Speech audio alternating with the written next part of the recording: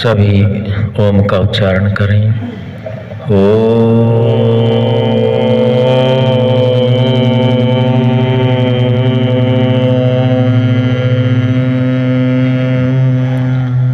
सत्य जाने बिना मनुष्य की उन्नति का कोई कारण नहीं है। इसी को आधार बना करके महर्षि दयानंद सरस्वती जी ने आर्य समाज का नियम दे रखा है। सब सत्य विद्या और जो पदार्थ विद्या से जाने जाते हैं उन सब का आदि मूल परमेश्वर है। पूरे ब्रह्मांड के अंदर तीनों अनादि सत्ताओं में परमपिता परमात्मा पूर्ण सत्य है, निर्भ्रांत है, परम पूजनीय है, पवित्र है, महान है, अनंत गुणों से युक्त परमपिता परमात्मा है। तो हम सभी ने सत्य विद्या और असत्य विद्या पर विचार किया। उसके उपरांत पदार्थों को जानने का प्रयास किया और सत्य विद्या और पदार्थों को भी देने वाला आदि मूल परमेश्वर के ज्ञान विद्या अर्थात वेद और शास्त्र ऋषियों की मान्यता के अनुसार समझने समझाने का प्रयास किया। आज हम कुछ पदार्थों के कार्य और उनका उपयोग के विषय में समझने समझाने का प्रयास करते हैं। पदार्थ गिनाए गए थे। कुल मिलाकर के सृष्टि के अंदर सांख्य दर्शन महर्षि कपिल द्वारा रचित जो शास्त्र है, आत्मा से भिन्न 24 पदार्थ हैं और उन 24 पदार्थों में भी दो प्रकार की सृष्टि का निर्माण है। एक सृष्टि भौतिक है, दूसरी भौतिक नहीं है। भौतिक सृष्टि 5 तन मात्राओं से पंच महाभूतों के बनने तक है। पंच तन मात्राएं मिश्रण करने के उपरांत पंच भौतिक जो तत्व हैं उनका निर्माण होता है। 5 तन मात्राएं जो अहंकार के तामस गुण से ज़्यादा अधिक होती हैं वो हैं 5 तन्मात्राएं या उनको सूक्ष्म भूत भी कहते हैं। इन्हीं के मिश्रण से पंच महाभूतों का निर्माण होता है और यही पंच महाभूतों का निर्माण होने के उपरांत स्थूल सृष्टि का निर्माण होता है। इस ज्ञान को हम इसीलिए भी विशेष जानने का प्रयास कर रहे हैं। इस ज्ञान को जानने के बिना, इसकी जानकारी न होने के कारण हम परमात्मा का ठीक ठीक ध्यान नहीं कर सकते। परमात्मा के सच्चे स्वरूप का ज्ञान और परमात्मा ने जिस जिस कार्य को करने के लिए जो जो पदार्थ दिए उनकी जानकारी के लिए हम समझने समझाने का प्रयास कर रहे हैं, ताकि हमारी संध्या विधि पूर्वक परमात्मा को ठीक ठीक जान करके हम संध्या में अग्रसर हो सकें। तो आज हम जो पदार्थ ले रहे हैं वे बाह्यकरण हैं और अंतःकरण हैं, जो आत्मा से भिन्न है लेकिन आत्मा की उन्नति और अवनति में सहायक होते हैं। आप सभी पहले भी जानते हैं। इनमें सबसे जो प्रथम तत्व है वो बुद्धि है। कौन सा है जी? भूपेंद्र आर्य जी, पहला तत्व कौन सा बना? माइक से बोलो। बुद्धि। बुद्धि है। बुद्धि का कार्य क्या है शरीर के अंदर? इसका उत्तर सतपाल आर्य जी देंगे। बुद्धि क्या कार्य करती है? ओम। बुद्धि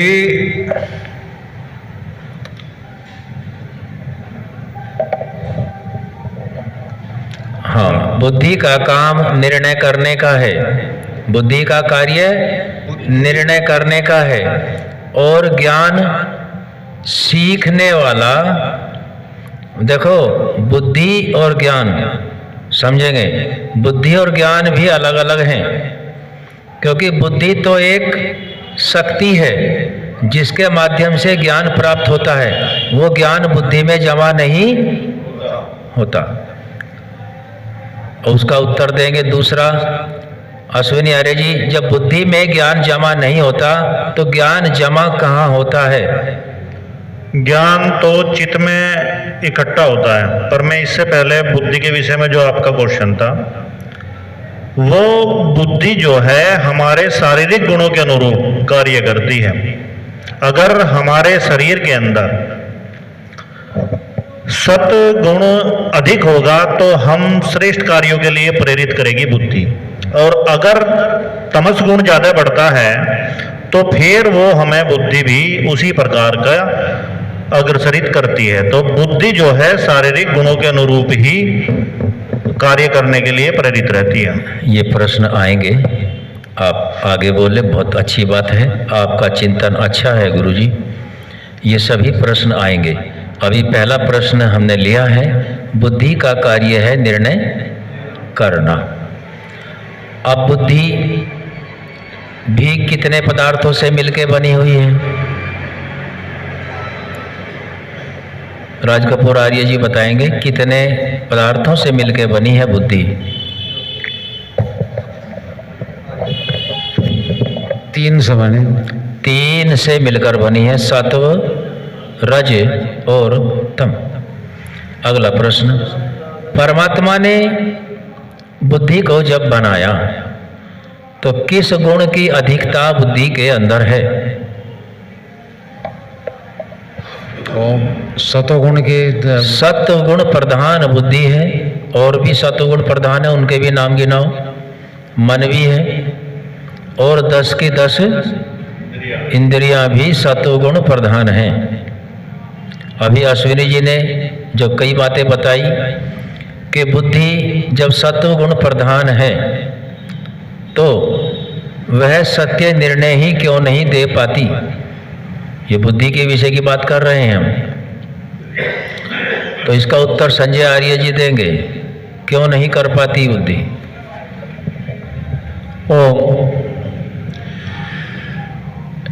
जब हमारे जो संस्कार में जो इकट्ठा है तो हम उसके कारण जो कार्य करते हैं तो हमारी बुद्धि तो निर्णय देती है, लेकिन हम उसको जो है दबा देते हैं, और जो तमोगुण या सतोगुण बढ़े हुए हैं उसके कारण हम उस कार्य को कर जाते हैं। अगला प्रश्न है, तमोगुण और रजोगुण को कैसे पहचानेंगे कि तमोगुण रजोगुण बढ़ा हुआ है? इसका उत्तर अशोक प्रधान जी दे देंगे। ओम। तमोगुण में तो आलस्य और प्रमाद जब आ जाएगा शरीर में, वो तमोगुण की निशानी है, नींद ज़्यादा आना। और रजोगुण में जब लोकेशना चाहेगा आदमी, वो रजोगुण का लक्षण है जी।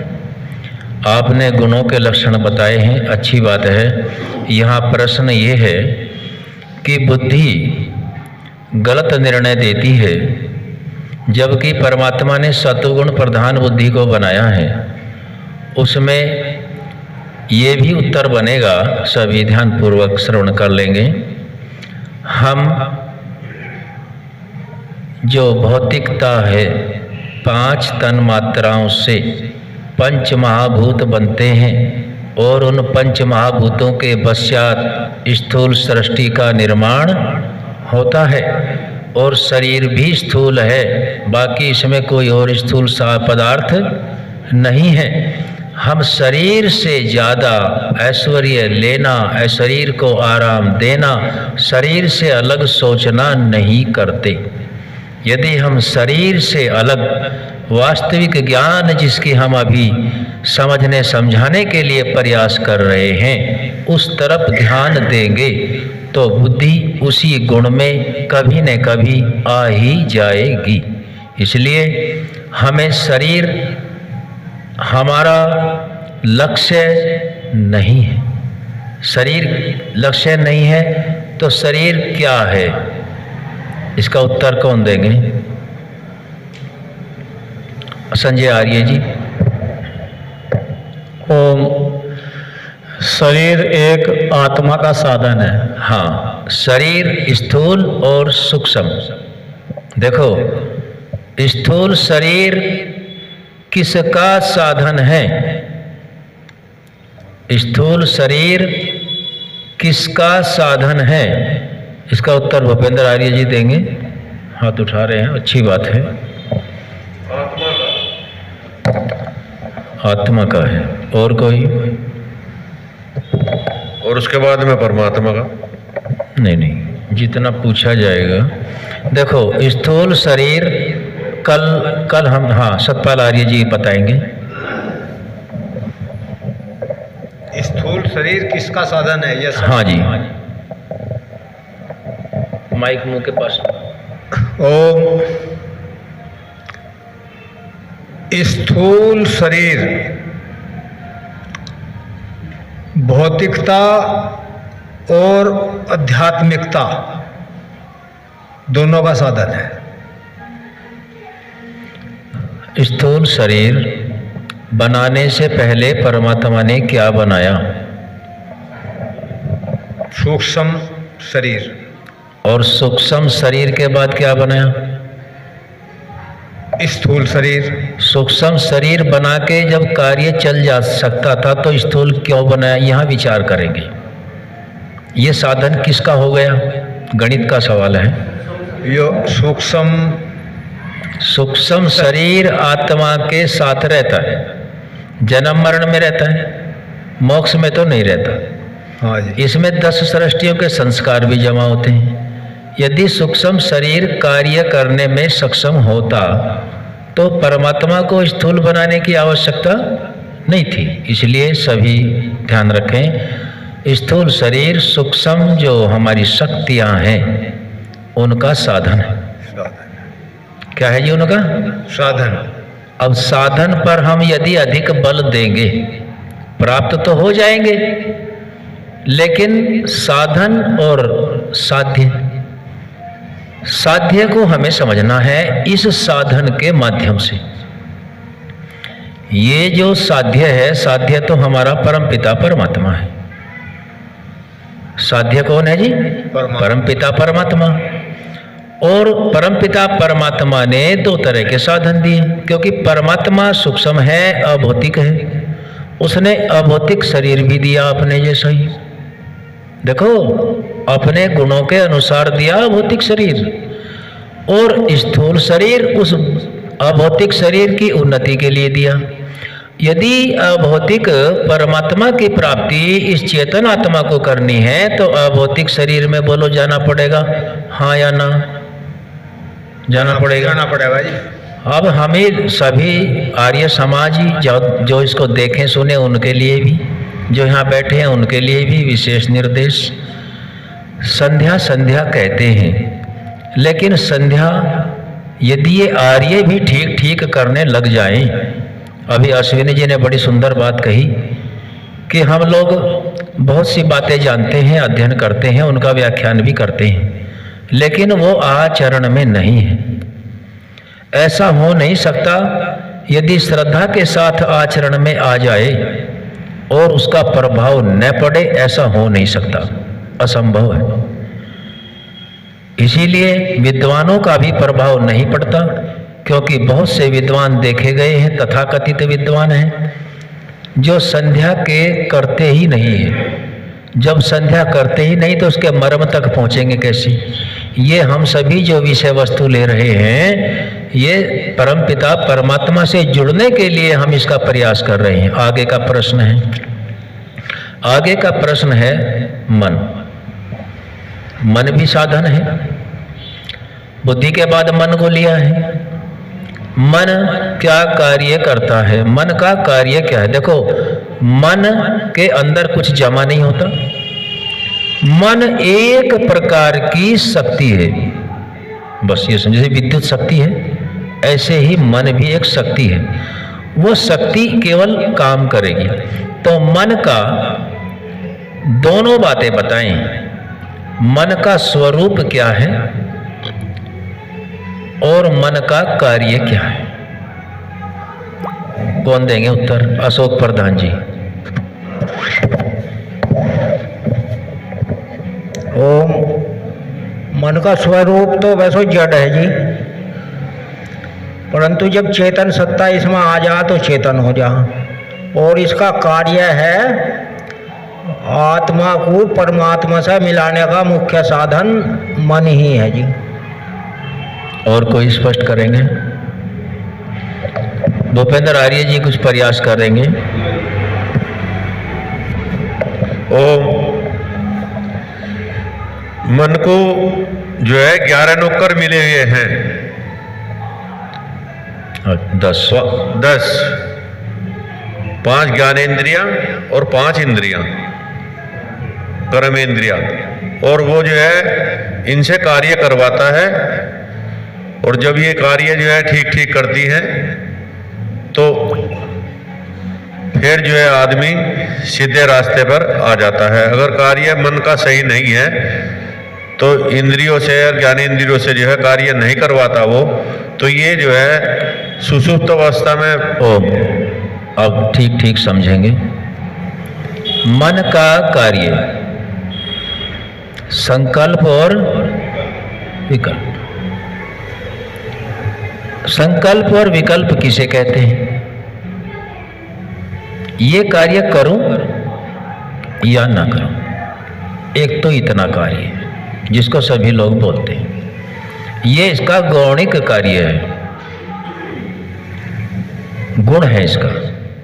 मन का है चंचलता, जो कहते हैं चंचलता, लेकिन चंचलता मन का स्वरूप नहीं है। मन का स्वरूप वहीं पहुंचो। कौन सा गुण प्रधान बनाया? क्या सत्वगुण चंचलता प्रधान होगा? नहीं, वो हम भौतिकता में लिप्त रहते हैं, बहुत हमारे उपदेशक भी बोलते हैं, लेकिन मन का जो स्वरूप है, जो वास्तविक गुण है, वो शांत है। क्यों? परीक्षण कर लेते हैं। मन में संकल्प विकल्प चला हुआ है, संध्या उपासना में बैठ गए हैं और मन चंचलता लिए हुए है, संध्या कर पाओगे? संध्या की बात तो चलो बहुत सूक्ष्म हो गई।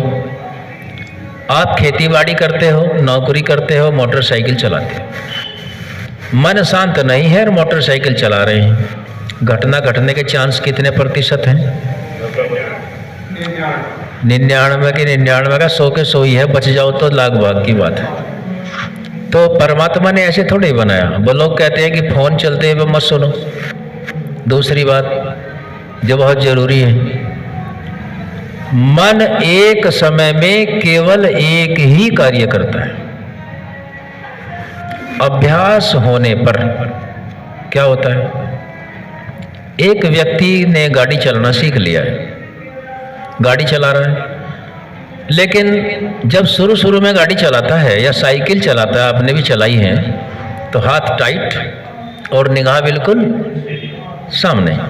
लेकिन जब उसको अभ्यास हो जाता है, देखो समझने का प्रयास करेंगे, अभ्यास हो जाता है, वो बातें भी करता है पीछे बैठे से, दाएं बाएं भी देखता है, और कभी कभी जो धूम्रपान वाले वो भी करते देखे गए हैं, दोनों तीनों काम कर लेता है, आगे पीछे भी जाता है, बात भी करता है, और हाथ पैर भी, पैर क्लच ब्रेक, हाथ से स्टीयरिंग आदि सभी चलते हैं। तो आप क्या समझते हो, वो मन से हो रहा है? क्या वो मन कई कार्य एक साथ कर रहा होता है? इसका उत्तर कौन देंगे? ऐसी जो मैंने उदाहरण दिया है, क्या मन कई कार्य एक साथ कर लेता है? ओ नहीं, नहीं करता। फिर वो लगता ऐसा है कि वो एक साथ हो रहे हैं, वो परिणाम किसका है? उदाहरण नहीं देंगे आप। वो परिणाम किसका है? वो परिणाम अभ्यास का है। उस अभ्यास के कारण हमें ये पता नहीं चलता है, क्योंकि समय चाहे एक निमेष का फर्क हो, फर्क जरूर रहेगा। जैसे आप विद्यालय में पढ़ते हो, हमारे भी आई बात है कि भाई ये उंगली हिलाता रहो और 3 बिस्कुट खाने, काम तो मन ही, भाग्य तो मन देगा। मन इंद्रिय को इसको देगा आज्ञा, ठीक है ना, हस्तेंद्रिय को, और जीव को स्वाद को भी आज्ञा दे रहा है, समझिए ना बात। और जो मुख है इसको भी आज्ञा मिल रही है, तो 3 कार्य हो गए। वो बिस्कुट तो खाएगा, कह लगा हम खा लेंगे भाई, सरसत लगाते हैं बच्चे, तो वहाँ ये मन का एक परीक्षण है। तो जब बिस्कुट मुंह में जाएगा और वो उसे दाबेगा तो उंगली सीधी खड़ी हो जाएगी, हिलनी बंद हो जाएगी। तो वहाँ पता लगता है, वहाँ भी उदाहरण दे रहे हैं, तो ये मन एक समय में केवल एक ही कार्य, इसलिए हम स्वयं और जहाँ तक अपने परिचित हैं सबको सलाह दें कि वाहन चलाते वक्त दाएं बाएं ना देख के सीधे देखें, क्योंकि मन इतना अभ्यासरत किसी का नहीं है। तो हमने मन के विषय में जाना, और ये सारे ही जड़ पदार्थों से चेत प्रकृति से बने। मन के आगे 5 ज्ञानेंद्रियां हैं, 5 कर्मेंद्रियां हैं। मन के विभाग हैं। जो परिवार में ज्यादा ज्ञानी या धनवान होता है तो उसका सम्मान, जो धर्मात्मा ज्यादा होता है उसका सम्मान भी ज्यादा होता है। मन के पास कई तरह की शक्तियां हैं, बुद्धि, मन, चित्त और अहंकार, ये मन के ही पार्ट्स हैं, ठीक है। इसलिए मन की शक्तियां कई हैं, 4 हैं जो बताई गई शास्त्रों के अनुसार। अब हमारी जो इंद्रियां हैं वे इंद्रियां एक एक शक्ति वाली हैं। आंख का कार्य क्या है जी? देखना। ये जो आंख मैंने उंगली अपनी लगाई, क्या यही इंद्रिय है? नहीं। तो फिर ये भौतिक आंख क्या है? उत्तर देंगे अशोक आर्य जी, ये भौतिक आंख क्या है? ओम, ये चक्षु इंद्रिय का साधन है। हाँ, ये चक्षु इंद्रिय का साधन है। ये केवल देखने का कार्य करेगा, चक्षु इंद्रिय कहो या चक्षु शक्ति कहो, उस शक्ति का यो साधन है। ऐसे ही कान है, कान भी किसका साधन है जी? उत्तर देंगे संजय आर्य जी।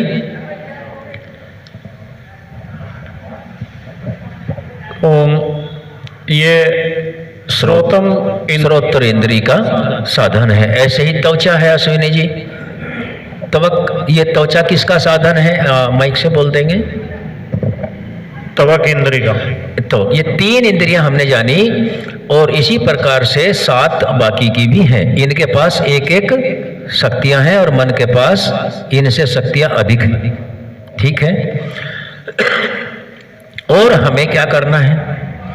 इन पदार्थों का, चाहे 5 ज्ञानेंद्रियां हैं, 5 कर्मेंद्रियां हैं, 10, 11वां मन है, 12वीं बुद्धि है। यहीं तक हमें कर्म करना होता है, बाकी तो स्टोरेज है। हमें क्या करना होता है? कर्म। इनके द्वारा हम कर्म करेंगे। केवल मनुष्य ही जाति ऐसी है जिसमें भोग और कर्म दोनों होते हैं। इसमें मनुष्य जाति में प्रारब्ध को बदला जा सकता है, हाँ या ना? अश्विनी जी, प्रारब्ध के संस्कारों को मनुष्य जीवन में बदला जा सकता है, हाँ या ना? बदला जा सकता है। बदला जा सकता है। दूसरा प्रश्न भूपेंद्र जी देंगे। मनुष्य से अलग कोई शरीर है, क्या वे भी अपने प्रारब्ध को बदल सकते हैं? भूपेंद्र आर्य जी। हाँ जी, वे भी बदल लेंगे। भैंस क्या करेगी? विद्यालय पढ़ने जाएगी? परमात्मा के अनुसार नहीं, भैंस गुरुकुल में पढ़ने जाएगी, वेद पढ़ेगी, तो संस्कार कैसे बदलेगी अपने?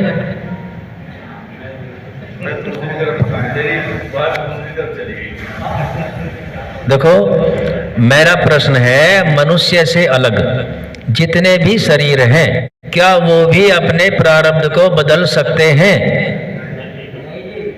ओम, नहीं बदल सकते। अभी तो आप बता रहे थे बदल जाएंगे। समझ में नहीं आया था। चलो, तो ये मनुष्य जाति जो है बड़ा उत्तम शरीर है, भोग और कर्म दोनों करता है। और ये करता किस आधार से? आधार क्या है? आधार बताएंगे अश्विनी जी। आधार क्या है? किस आधार से बदल सकता है? यह है परमात्मा के आधार से बदल सकते हैं। हाँ, परमात्मा का जो ज्ञान है, उसी ज्ञान परमात्मा के वेद के ही अंदर और शास्त्रों के अंदर ही वो ज्ञान मिलता है कि अभौतिक पदार्थों को जान के, अभौतिक पदार्थ से अभौतिक परमात्मा को जान के हम अपने प्रारब्ध को बदल। कोई गरीब घर में पैदा हो गया बच्चा, उदाहरण ले लो एक छोटा सा, और वो मेहनत करके पढ़ के लिख के व्यापार करके अधिक धन कमा सकता है, हाँ के नहीं? तो इसलिए मनुष्य बदल सकता है और अन्य जाति नहीं कर सकती। कोई बहुत अमीर है, उसके अंदर व्यसन आ गए, वो वहां से बहुत गरीब हो सकता है। इसलिए मनुष्य अपने प्रारब्ध के संस्कारों को केवल और केवल मनुष्य शरीर में ही बदल सकता है। इसीलिए इस शरीर का नाम क्या रखा गया अथर्ववेद में? अष्टचक्रा नव द्वारा देवानाम पुरोध्य। 8 चक्र हैं, 9 द्वार हैं और ये शरीर देवों की नगरी है। देखो, सबसे पहले किसी भी कर्म को करने से पहले हमें देवों को मानना पड़ता है, और देव परमात्मा के बने हुए देवों को यदि ठीक ठीक हमने जान लिया तो फिर उसको मानने भी हम लग जाते हैं। ये जो हम गिना रहे हैं, बुद्धि, अहंकार, 5 तन्मात्राएं, मन, 10 इंद्रियां, 5 महाभूत, ये क्या है? ये देव ही तो है। ये देव किसको मिले? आत्मा को। इनके अंदर दिव्य गुण है। तो जितने भी देव ब्रह्मांड के अंदर हैं, उतने ही देव परमात्मा ने शरीर में भी दे रखे हैं। ये शरीर ब्रह्मांड का शरीर, मनुष्य का शरीर ब्रह्मांड का मानचित्र है। यदि ब्रह्मांड में घूमना है तो इस शरीर में अंदर घूमना पड़ेगा और एक एक पदार्थ को साक्षात्कार करना पड़ेगा। पहले पंचभूतों का होगा, फिर सूक्ष्म भूतों का होगा, फिर प्रकृति का होगा, जब परमात्मा का साक्षात्कार होगा। ये निश्चित है, जो जितना तप अभ्यास करेगा वो आगे बढ़ेगा। आज का विषय यहीं रखते हैं। ओम शम।